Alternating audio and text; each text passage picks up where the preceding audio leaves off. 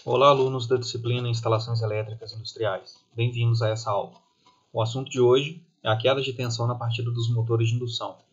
Então, vamos aplicar os conhecimentos das aulas anteriores relacionados ao cálculo da corrente de curto-circuito e as características dos motores de indução para verificar como que a partida desse tipo de motor afeta a rede, principalmente em termos de nível de tensão.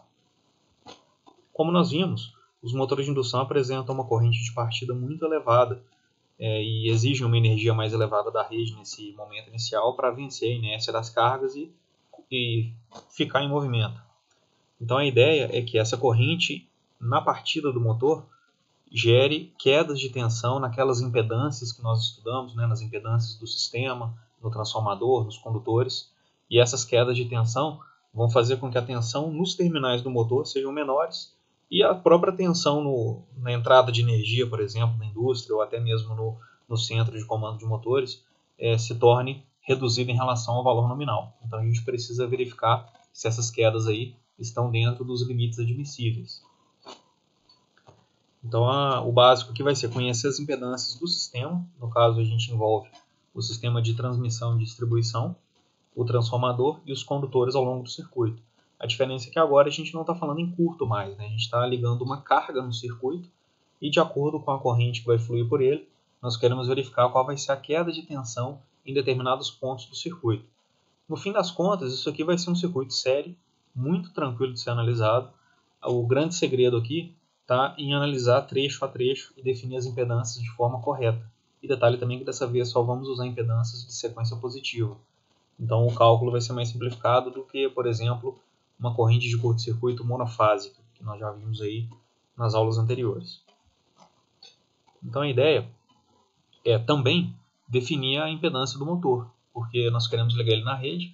Para a gente poder calcular a corrente que vai fluir pela rede e pelo motor, é necessário saber a impedância desse motor.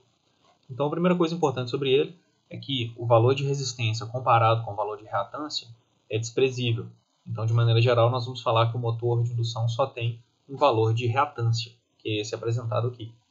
Então, a reatância do motor de indução é a corrente nominal desse motor dividido pela corrente de partida dele. Então, nós já vimos que essa corrente de partida pode chegar a valores bem mais altos do que a corrente nominal, e esse valor é tabelado. Então, precisa calcular a reatância para um certo motor, verifica lá qual é a relação da corrente de partida sobre a corrente nominal dele. Então, em alguns casos, a gente pode ter aí 6, 7 vezes. Aí é só pensar, Eu estou querendo aqui o contrário. Eu quero a nominal sobre a corrente de partida. Então, é só fazer o inverso dessa relação aí que é conhecida do motor. E detalhe que aqui nós teremos essa reatância em PU com relação às bases do motor. Então, nesse caso aqui, a gente está considerando a tensão de alimentação do motor como tensão base e a potência do motor em kilowatt, ou, na verdade, kVA. A potência do motor em kVA, que vai ser a nossa potência base aqui. Então, é necessário fazer a conversão para a potência base do nosso cálculo. É importante lembrar que esse PU que apareceu aqui não é só calcular ele e jogar direto na nossa equação, que vai fazer o divisor de tensão. É necessário primeiro fazer a conversão, pelo menos em termos de potência, porque a tensão normalmente é a mesma da rede que a gente vai usar aí como referência. E aqui é só mesmo mostrando como que essa expressão do divisor de tensão vai ser aplicada. A queda de tensão nos terminais do motor pode ser obtida a partir de um divisor de tensão entre o motor e a impedância do sistema. Então, o que foi considerado o seguinte: teremos uma impedância total do nosso circuito, desde a geração até o motor, que vai envolver aí a impedância do sistema, com a do transformador, com as impedâncias do circuito e dos barramentos, se for o caso de ter algum barramento aí no caminho. E aí a queda de tensão devido à corrente que fluiu pelo sistema vai ser essa impedância desde a entrada de energia até o motor, no caso que exclui o motor, multiplicado pela corrente de partida daquele motor ali. Então percebam que a impedância do motor não apareceu aqui, ou a reatância do motor não apareceu. Ela vai ser útil na hora de calcular essa corrente de partida. Pode parecer um pouco estranho, porque eu já tenho a corrente de partida do motor, ela já é um dado tabelado desse motor. Mas a gente tem que lembrar que essa corrente de partida é considerando aí uma impedância limitadora da corrente apenas igual à do próprio motor. Eu não levo em consideração aí a impedância do sistema.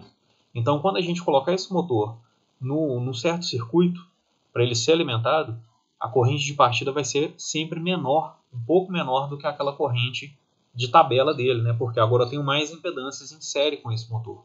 Então, no final das contas, a corrente vai ser um pouquinho menor.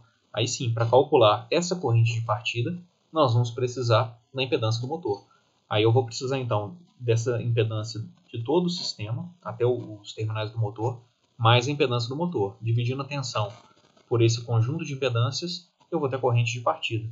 E aí, se eu quero ver qual é a queda de tensão nos condutores que eu tenho ali, eu vou multiplicar essa impedância dos condutores, né, mais o transformador, pela corrente de partida que eu obtive. E de maneira geral, nós vamos nos atentar ao seguinte: a queda de tensão na entrada de energia deve ser de 3% quando um determinado motor partir. Então, durante a análise de uma partida de motor, nós vamos considerar uma queda máxima de 3%. Se a queda ultrapassar esse valor, nós vamos precisar de alguma alternativa que vá garantir uma partida suave desse motor, de modo a limitar a corrente de partida dele. Então, vocês já têm aí uma bagagem lá da disciplina de acionamentos, né, para fazer essas reduções aí na corrente de partida. E vamos ter também uma queda limite nos terminais do motor. Nesse caso, é uma queda de 10% no terminal do motor. Do mesmo jeito, se a tensão daquele motor, né, se aquela queda de tensão durante a partida do motor ultrapassar os 10%, vamos ter que buscar um meio aí de reduzir essa corrente de partida. E aqui nós temos um problema para cálculo de queda de tensão devido à partida do motor. Então vamos considerar uma indústria e calcular a queda de tensão nos terminais do motor e na entrada de energia devido à partida desse mesmo motor. Então os dados são os seguintes: tensão primária 3,8 kV, secundária 380. Com relação ao transformador, nós temos uma potência nominal de 1000 kVA, uma impedância de 5,5% nas bases do transformador, então, levando em consideração essa base aqui. As perdas do transformador, né, no cobre são de 11 kW. E temos aí o sistema com uma impedância de sequência positiva com esse valor aqui, né, em ohms. Então temos que observar as unidades para o momento de fazer as conversões. Deseja-se calcular para o motor de potência nominal 300 CV, que é o que aparece no próximo layout. Eu vou mostrar para vocês, né? O que queremos é a queda de tensão percentual nos terminais do motor durante a partida direta, as tensões nos terminais do motor durante a partida direta também, e a queda de tensão no ponto de entrada, que, como eu falei com vocês, deve ser inferior a 3%. Então, o circuito que nós temos é esse aqui. Temos ali a entrada de energia, passei pela medição, pelo disjuntor e pelo transformador de 1000 kVA. Então, do transformador até o QGF, nós temos 4 condutores por fase de 240 mm². E temos aí também uma distância de 12 metros. Depois nós temos do QGF até o CCM2, que é onde está conectado o motor de 300 CV, que é o que foi pedido, né, no nosso exemplo. Nós temos 4 condutores por fase de 240 mm² e uma distância de 80 metros. E por fim, né, do CCM até o motor propriamente dito, nós temos 28 metros, 2 condutores por fase de 120 mm².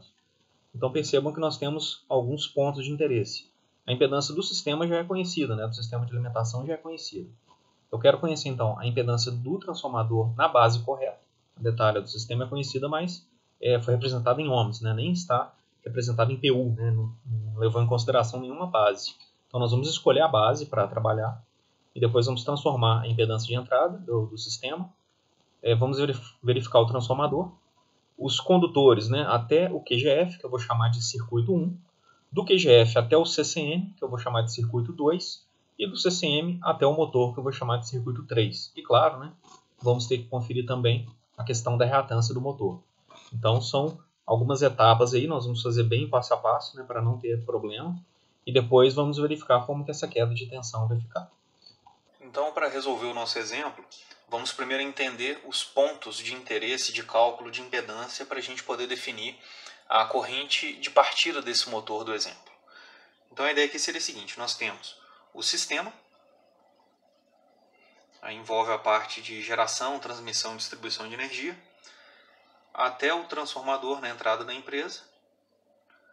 Depois nós temos o quadro geral de força, temos o centro de comando de motores 2 e o motor. Nesse trecho, nós já conhecemos a impedância do sistema, ela foi dada. vamos trabalhar com a impedância do transformador, do circuito que liga o transformador até o QGF, vou chamar aqui de circuito 1. Temos depois do QGF até o CCM2, um circuito que vai ser chamado de circuito 2. E por fim, o circuito terminal do motor, né, do CCM até o motor, que eu vou chamar de circuito 3. Então nós precisamos verificar 1, 2, 3, 4, 5 impedâncias mais a do motor, né? Então são 6 no total. Então vamos começar pelo sistema.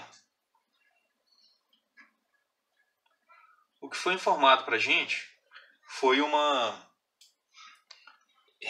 impedância em ohms, né? Ou seja, a gente precisa converter para PU.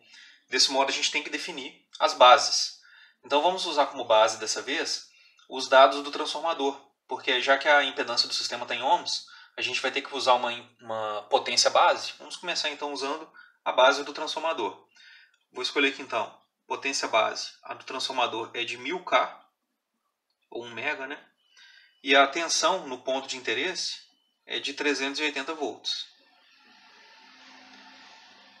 Desse modo, nós vamos ter uma impedância base, que é igual a tensão ao quadrado sobre a potência, então 380 ao quadrado sobre a potência de 1000K, que vai nos dar uma impedância de 0,1444 ohms.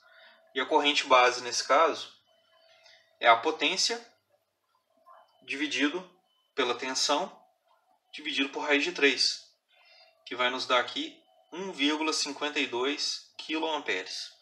Então já temos nossos 4 valores base, e eles vão ser aplicados nesse cálculo de impedância. No caso do sistema, nós temos ali um valor de resistência e um valor de reatância. Então vou chamar aqui de resistência do sistema em PU, porque eu vou dividir esse valor pela nossa impedância base. Então nós sabemos lá, né, que a resistência é 0,00056 ohms. Quando eu fizer a divisão pela impedância base, eu vou encontrar aqui 0,003878 PU. Então essa resistência já está nas nossas bases. E agora o mesmo para a reatância. Ela é 0,0719 ohms. Dividindo pela impedância base, nós vamos ter aqui 0,049792 PU. Lembrando que eu estou usando mais casas aqui depois da vírgula para o resultado ficar mais próximo da realidade, né? Quanto mais a gente arredondar, pior vai ficando, né? Então estou usando aqui 6 casas depois da vírgula, porque são valores muito pequenos. Então já temos aí a impedância do sistema, né? Lembrando que é uma soma da resistência com a reatância. E agora a gente pode partir para o próximo item, né? Então o sistema já está ok. Agora nós temos o transformador. E de acordo com os dados do problema, o transformador tem perdas no cobre de 11 kW e potência nominal de 1000 kVA, que foi exatamente a potência que a gente usou aqui. Então, para calcular a resistência do transformador, nesse caso que é uma resistência percentual do transformador, porque está nas bases do próprio transformador, nós vamos fazer então a potência efetiva dele, as perdas no cobre dele, dividido pela potência aparente. E vamos encontrar aqui 1,1%. Vale lembrar que, uma vez que nós escolhemos potência base e tensão base iguais às do transformador, esse valor aqui já está em PU. Então eu posso escrever aqui RUT, ou seja, a resistência do transformador em PU. Lembrando que isso só é válido porque as bases bateram, né? No exemplo de curto-circuito, isso daqui era a resistência percentual, e para transformar, né, na resistência em PU, a gente teve que fazer a conversão de bases. Aqui não é necessário porque as bases já estão corretas, né? Isso quer dizer, né, que 1,1% é igual a 0,011 PU. E essa é a resistência em PU do transformador. A impedância do transformador é também uma impedância percentual, foi dada no enunciado, é 5,5%. Daqui então a gente pode dizer que a impedância em PU do transformador é igual a 0,055 PU. Então agora a gente precisa definir a reatância dele. E é só usar aqui o Teorema de Pitágoras, né? Eu já tenho a hipotenusa do triângulo e um cateto. Preciso encontrar agora o outro cateto. É o nosso XUT, né? É a reatância em PU do transformador.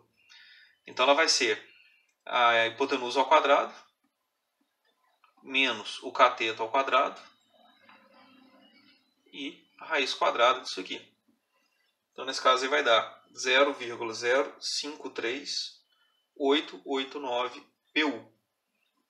Então já temos aqui os nossos primeiros dados, né, do sistema e do transformador. Então aqui também já está ok.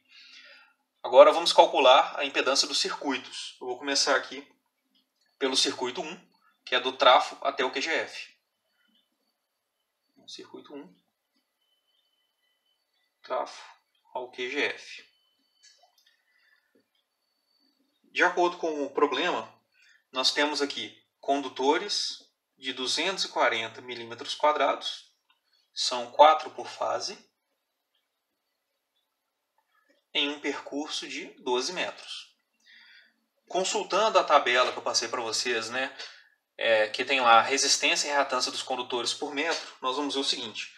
Para esse condutor, nós temos uma resistência de 0,0958 miliohms por metro. Essa aqui é a resistência dele. E a reatância desse condutor, para a frequência de 60 Hz, é de 0,1070 miliohms por metro. Então nós sabemos aqui o seguinte. Eu estou usando 4 condutores de 12 metros, né? Então eles estão em paralelo, são 4 condutores por fase. Então nós vamos ter que multiplicar isso daqui por 12, para poder saber a resistência e a reatância de um condutor.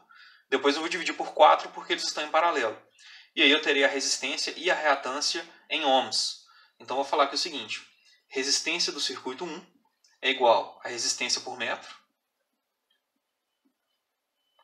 Então tem 0,0958 mil vezes 12 metros dividido por 4 condutores por metro. Então fazendo aqui essa divisão, esse resultado, né, na verdade, nós vamos encontrar esse valor aqui. Organizado aqui.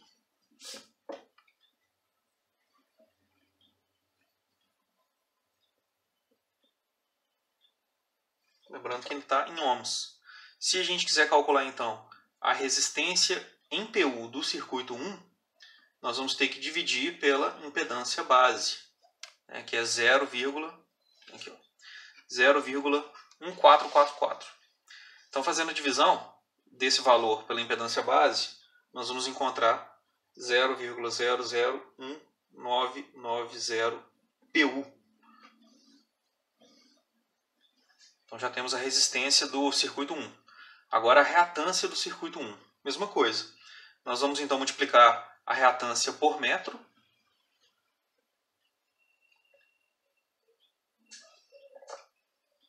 pelo comprimento e dividir pela quantidade de condutores por fase.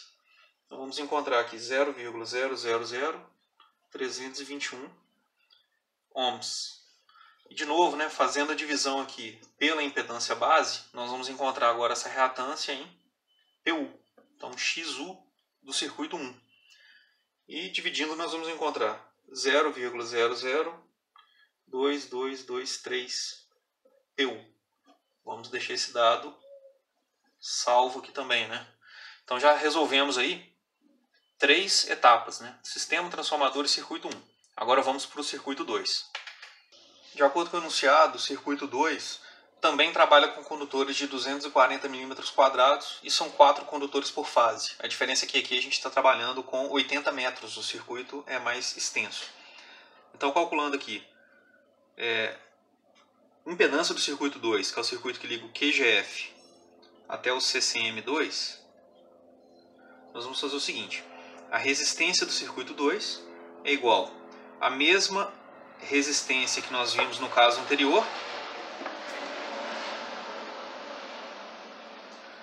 que é 0,0958 miliohms por metro, vezes os 80 metros desse circuito, que não precisa do M, né?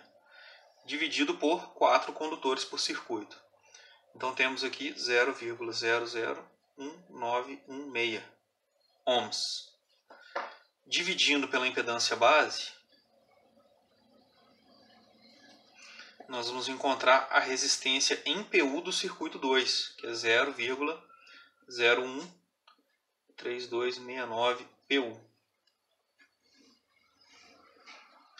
E o mesmo vale para a reatância dele. Então, reatância do circuito 2 é o mesmo valor do caso anterior, 0,1070 miliohms por metro, vezes 80 metros, dividido por 4 condutores por fase, 0,00214 ohms. Dividindo pela impedância base, vamos encontrar uma reatância do circuito 2 em PU igual a 0,014820 PU. Então não tem segredo não, né? Só fazer as divisões aí. Então o circuito 2, né, também já está resolvido. Podemos dar um tique nele aqui, ó. E agora a gente vai para o circuito 3, que liga o sistema M2 ao motor.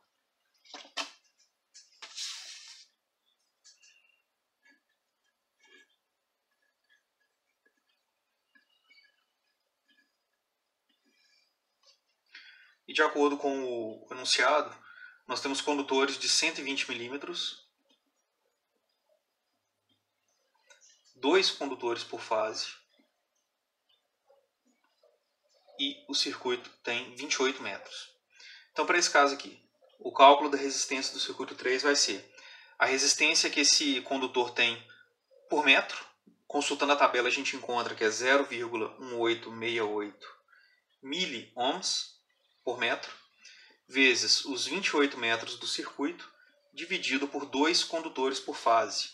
Então, encontramos aqui essa resistência. Dividindo pela impedância base, nós vamos encontrar uma resistência em PU do circuito 3 igual a 0,018111 PU.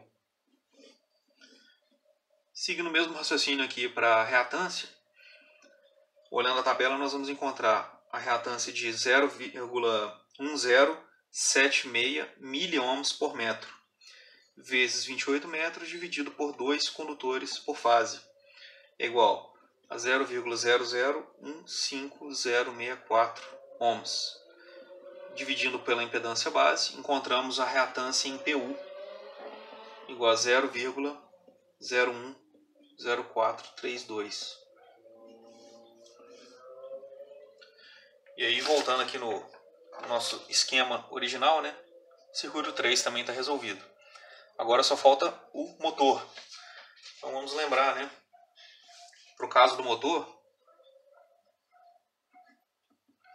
nós queremos calcular a reatância dele. E nós vimos que a reatância do motor, que eu vou chamar aqui de XUM, que é a reatância em PU, né, do motor, é a corrente nominal dele, dividido pela corrente de partida. Ou seja, nós podemos dizer que é o inverso daquela relação IP sobre IN, que é uma relação já conhecida, né? Eu não preciso calcular a corrente de partida. Eu sei a relação, é só fazer a divisão por ela. Então, consultando a tabela de motores, né, nós vamos ver que para o motor de 300 CV, que é o que foi pedido aí no exemplo, a relação de IP e IN dele é 6,8, ou seja, a corrente de partida é 6,8 vezes maior que a corrente nominal. E fazendo a divisão aqui, nós vamos encontrar essa reatância aqui em PU. Mas vale lembrar que esse valor aqui está referido às bases do motor. Quais são as bases do motor? Uma tensão de 380 volts, que é a mesma tensão base que a gente está usando, então em termos de tensão está tudo bem.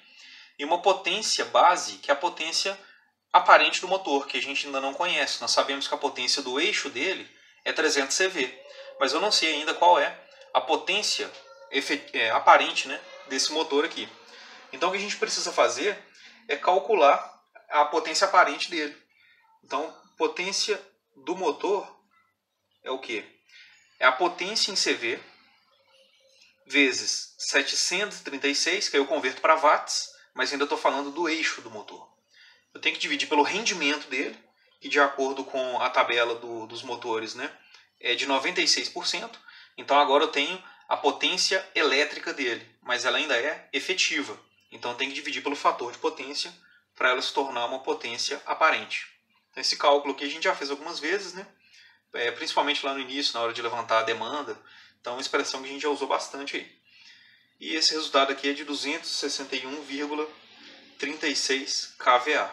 Então, esse valor aqui em PU usa como potência base a potência do motor. Mas nós usamos como base a potência de 1000 kVA. Então é necessário fazer a conversão, né? Então nós vamos calcular a impedância ou a reatância, né, do motor na nova base. E é bem simples a conversão. Eu vou usar o valor original. Vou multiplicar ele pela potência base de destino, né?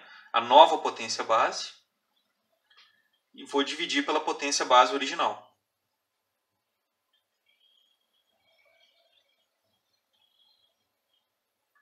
Aí, lembrando que eu não vou mexer com as tensões, porque, como nós vimos, a tensão base do motor e a tensão base que a gente está usando são iguais, né? Então vamos deixar só em termos de potência mesmo. E o resultado é esse daqui. Então temos a impedância do motor em PU, ou a reatância do motor em PU. Agora que nós já temos todos os valores de reatância necessários, a gente já pode calcular a corrente de partida. Lembrando que essa relação aqui, né, de P sobre N igual a 6,8 vale para o caso do motor que está partindo sem considerar impedâncias do sistema. Então, quando a gente considera todas essas impedâncias aqui que nós já calculamos, essa corrente de partida é menor. A relação IP sobre IN que esse motor vai apresentar no nosso circuito é menor do que 6,8. Então, a ideia é verificar qual é o novo valor de corrente devido às impedâncias do sistema e trabalhar com esse novo valor de corrente para calcular as quedas de tensão ao longo do circuito. O que a gente precisa fazer agora, de acordo com o enunciado, é o seguinte. Foi pedido aqui, né, nos terminais do motor, qual é a queda de tensão. Ou seja, pediu aí um ΔV, né, em porcentagem, o quanto que a queda de tensão, o quanto que a tensão vai cair devido à partida do motor, e pediu também um novo valor de tensão aqui, né? Então é o seguinte, nós temos o gerador lá na usina, né, o sistema com a sua impedância, o transformador, os 3 circuitos e o motor. A corrente que vai fluir devido à partida do motor, vou chamar aqui de corrente partida, vai ser calculada seguindo aí a lei de Ohm, né? Eu vou dividir a tensão do gerador pela soma das impedâncias do meu circuito. E aí eu vou ter a corrente de partida. Se eu quero saber a queda de tensão, né, nesse ponto aqui, o quanto que a tensão reduziu, eu vou avaliar o quanto de tensão ficou, né, nas impedâncias aí ao longo do caminho. Com isso na mão, né, com a corrente na mão e essas impedâncias na mão, eu consigo calcular o ΔV aqui. E aí saber o quanto que essa tensão vai reduzir nos terminais do motor. Para calcular a corrente de partida, precisamos da impedância total. Então vou chamar aqui de ZT, impedância total do circuito, e vou somar os valores que a gente calculou, né? Então, primeiro, do sistema, já em PU.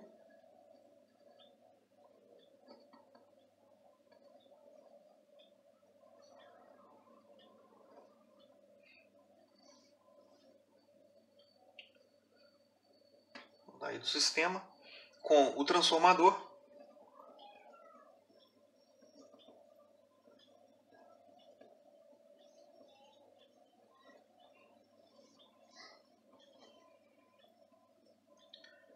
Com o circuito 1.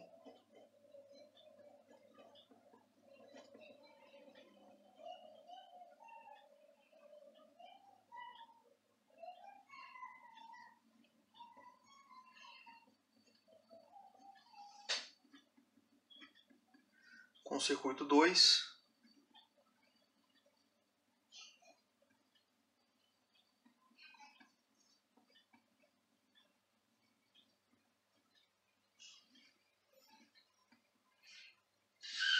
Com o circuito 3.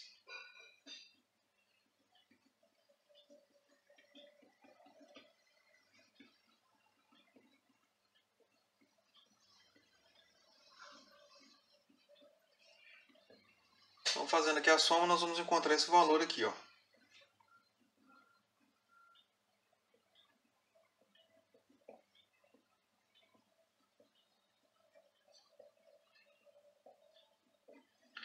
e essa é a impedância até o motor. Agora a gente pode fazer o cálculo do divisor de tensão entre essa impedância e a reatância do motor. Na verdade, antes disso, né, precisamos calcular o IP. Aí sim, depois com o IP na mão, a gente pode fazer isso. Então nós vamos dividir aqui 1, que é a tensão base, né, a tensão do gerador, dividido pela soma das impedâncias. Então esse valor aqui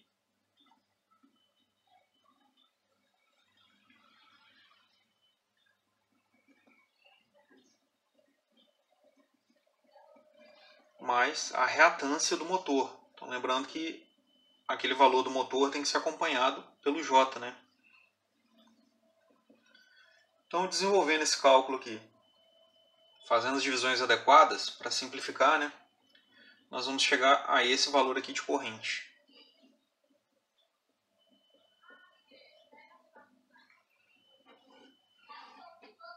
Então, a corrente está em PU.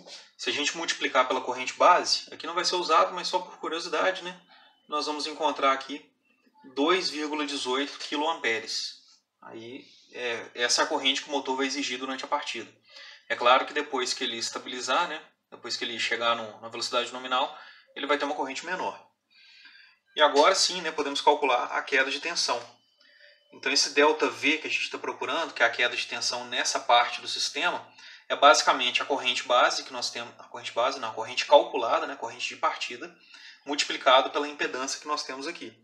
Então vou fazer aqui, ó, 0,1397180 com um ângulo de 69,84 graus.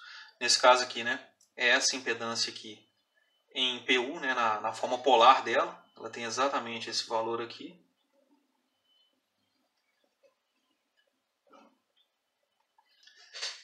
E vou multiplicar isso pela corrente que a gente encontrou, que é 1,4378 com um ângulo de menos 86,03 graus. Então, fazendo aqui o produto, nós vamos encontrar 0,200886 com esse ângulo de menos 16,19 PU. Então, estou falando aqui de uma tensão que está em PU. Se eu quiser escrever ela em volts, eu tenho que multiplicar pelo valor base. Mas aqui a gente já percebe o seguinte, se ela é 0,2 PU e a tensão base é igual a 1 PU, significa que a queda de tensão aqui é de aproximadamente 20%. Então podemos dizer que ΔV vale 20%. 20% de 380, né? Então foi pedido também esse valor. Então 20% de 380. Fazendo aqui rapidinho, né? É igual a 76 volts. Detalhe que isso aí a gente está falando da queda de tensão nos terminais do motor. Então, vamos avaliar, né, o significado disso daí daqui a pouco. Que a gente precisa também calcular a queda de tensão na entrada de energia. Então, lembrando que isso aqui foi calculado nos terminais do motor. Agora, na entrada, como é que vai ficar isso? A entrada de energia está aqui. Eu tenho o sistema antes dessa entrada, só o sistema de transmissão e distribuição. Então, qual é a queda de tensão que nós temos aqui? É a corrente multiplicada pela impedância do sistema. É o quanto de tensão está ficando, né, nessa primeira parte do circuito. Então, vou falar aqui, ΔV é igual à impedância do sistema, que fazendo a conversão lá para a forma polar, né, nós vamos encontrar 0,049943. Aqui eu vou usar só o módulo, porque é o que importa para o cálculo, né? A gente está querendo saber o módulo da queda de tensão. Então aqui eu não preciso do ângulo não. Aqui também não precisava, eu acabei colocando.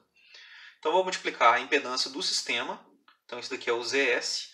Se a gente voltar lá no início, né, nós vimos que o sistema tem essa impedância aqui. Ela está na forma retangular. Se a gente converter para polar, nós vamos ter exatamente esse valor aqui de baixo. E vou multiplicar isso daqui pela corrente calculada. E o valor de queda de tensão então, que nós vamos ter aqui é de 0,0718 PU. Ou seja, a queda de tensão aqui é de 7,18%. É o nosso ΔV.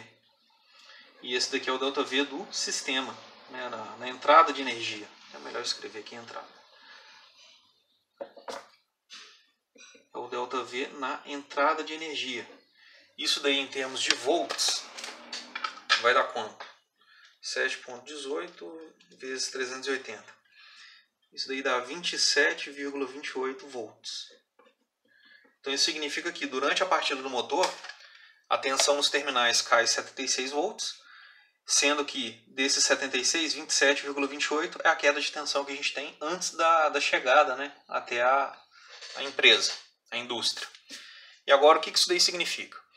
Então é um valor de tensão elevado, né? A gente percebe que uma queda de 20% na partida de um motor da indústria e gerar uma queda tão alta dessa é muito complicado. E isso vale também para a entrada. De acordo com o que nós vimos aí nos slides, né, a queda de tensão limite para esse caso aqui é de 10%. Né? Quando a gente fala da tensão nos terminais do motor, deveria cair no máximo 10%. E no caso da entrada, deveria cair no máximo 3%. Então a gente percebe que os dois casos ficaram acima. A gente não vai trabalhar com essa solução hoje, mas eu já vou indicar para vocês o que pode ser feito. Né? Então, igual vocês viram lá em acionamentos, existem métodos de partida. Vale lembrar que essa daqui é uma partida direta do motor.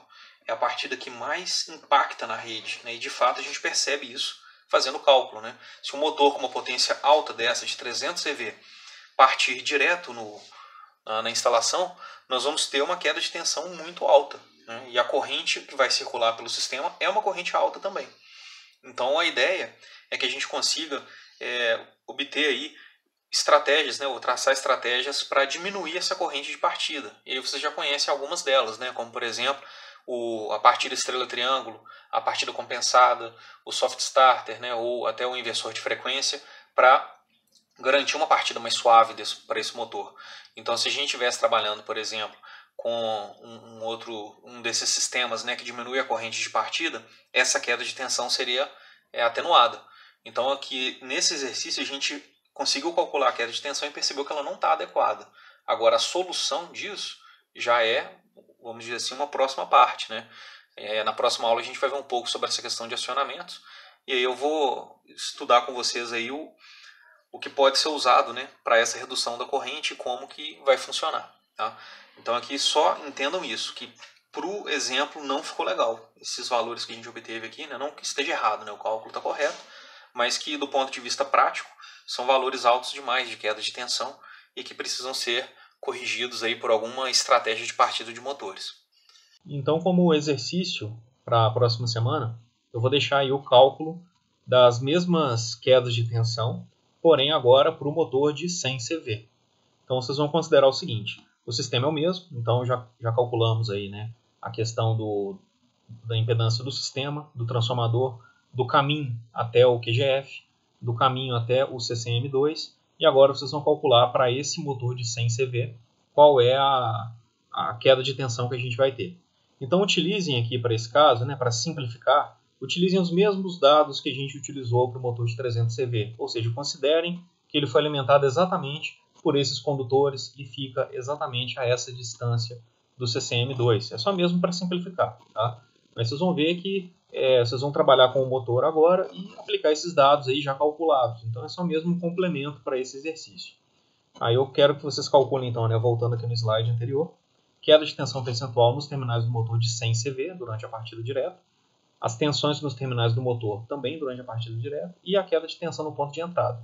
Então vocês vão ver que, diferente do nosso exemplo, essas quedas aqui vão ser aceitáveis. Então calculem e verifiquem se a queda nos terminais vai ficar abaixo dos 10% e na entrada vai ficar abaixo dos 3% que está sendo pedido aí. Então esse é o exercício para a próxima aula. Tá? Verificar aí para o motor de 100 CV o que a gente acabou de verificar para o motor de 300, usando aí os mesmos dados, né, durante todo o circuito para esse motor de 100 CV. Então, precisando, entre em contato comigo pelo chat, pelo AVA, pelo e-mail, que eu vou responder o quanto antes. E bons estudos para vocês então e nos vemos em breve.